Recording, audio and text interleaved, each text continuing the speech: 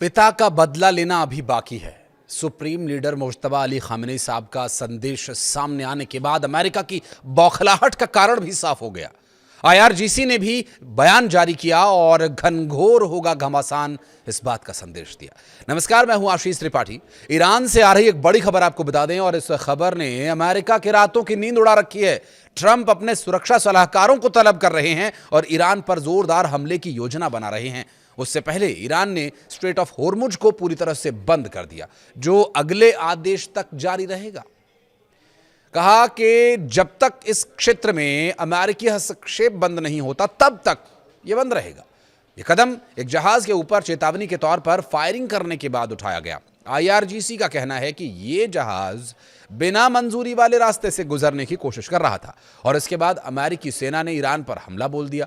Iran के सरकारी media के अनुसार आईआरजीसी की घोषणा में यह कहा गया है कि नेवी किसी भी जहाज को स्ट्रेट ऑफ होर्मुज से गुजरने की अब तक इजाजत नहीं दे रही थी, क्योंकि जब तक अमेरिका दखलंदाजी बंद नहीं कर देता तब तक ये यथावत जारी रहेगा। और आईआरजीसी ने ये चेतावनी दी है कि अगर दुश्मन इस फैसले का इस्तेमाल किसी गलत कदम के लिए बहाने के तौर पर करता है तो इसका कड़ा जवाब भी दिया जाएगा। आईआरजीसी की कार्रवाई के जवाब में अमेरिकी सेना ने ईरान पर नया हमला शुरू कर दिया और अमेरिकी सेंट्रल कमांड ने बताया कि ईरान पर हमले का नया दौर शुरू हो चुका है। यह कार्रवाई आईआरजीसी के उस ऐलान के जवाब में की जा रही है जिसमें यह कहा गया कि उसने एक जहाज पर हमला किया। अगले आदेश तक जलमार्ग बंद रहेगा। इससे पहले पूर्व सुप्रीम लीडर और धार्मिक नेता दिवंगत खामेनी साहब के शहादत को लेकर के मुज्तबा अली खामेनी साहब का जो बयान आया, अयतुल्लाह अली खामेनी की शहादत बेकार नहीं जाएगी, लेकिन उन्होंने संदेश में कहा क्या ये आपको आगे बताएंगे। लेकिन जो अभी ताज़ा स्थिति है उसमें एक पोस्ट बहुत चर्चा में, सेंट्रल कमांड ने एक्स पर पोस्ट में बताया कि ईरान ने खुलेआम एक कंटेनर जहाज MV गैलेक्सी पर हमला किया और ये जहाज साइप्रस के झंडे के साथ स्ट्रेट ऑफ होर्मुज में था। और इससे आगे इस पूरे मामले में ये बताया गया कि जहाज के क्रू का एक सदस्य अभी लापता है और जहाज अपनी यात्रा जारी रखने में असमर्थ है क्योंकि उसमें आग लग चुकी है। इंजन रूम को काफ़ी नुकसान पहुंचा है। सेंट्रल कमांड ने अपने बयान में ये बताया कि ईरान पर अमेरिकी हमले कमांडर इन चीफ यानी राष्ट्रपति डोनाल्ड ट्रंप के आदेश पर ही किए जा रहे हैं। और डोनाल्ड ट्रंप क्यों घबराए हुए हैं इस बात में कोई शक शुबा नहीं है कि खामेनी साहब का जो बयान आया है उसके बाद उनकी बौखलाहट स्वाभाविक है, लेकिन उन्होंने बयान में क्या कहा ये जान लेना भी बहुत ही महत्वपूर्ण है।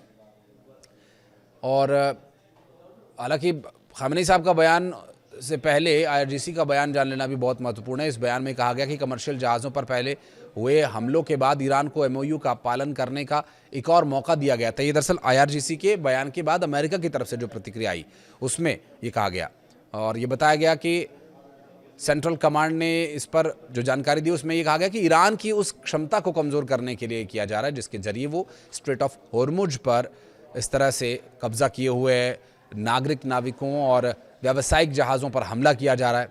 आपको याद होगा कि अमेरिका के प्रेसिडेंट के खिलाफ साजिश का वो मामला जिसमें उन्हें अपनी जान का ख़तरा सता रहा है, इस पूरे मामले पर ट्रंप ने कहा था कि अगर ईरान ने अमेरिकी राष्ट्रपति की हत्या करने के बारे में वादे को पूरा किया तो वो ईरान पर हज़ारों मिसाइलें दाग देंगे।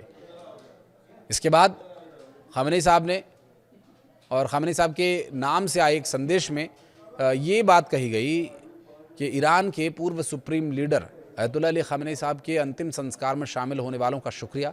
और गुरुवार को मशहद में अली खामेनी के सुपुर्द खाक की जो एक हफ्ते तक चली पूरी विधि थी, अंतिम विदाई का कार्यक्रम समापन हुआ। और हालांकि ट्रंप ने कहा था कि अंतिम विदाई कार्यक्रम तक MOU पर बातचीत को रोक दिया गया है, लेकिन कार्यक्रम समाप्त होने के 2 दिन पहले ही अमेरिका और ईरान के बीच भारी गोलाबारी हुई और मिसाइलें दागी गई।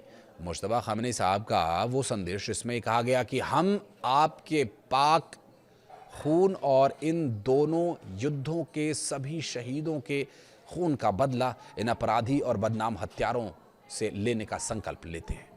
ये बदला हमारे राष्ट्र की इच्छा है और इसे हर हाल में पूरा किया जाएगा। और इसके बाद ही अमेरिका ने हमले तेज़ कर दिए। मुस्तफ़ा अली ख़ामेनी का वो लिखित संदेश एक एक ईरानी की ज़बां पर चढ़ा हुआ है और कोशिश है कि उसे अमल में लाया जाए।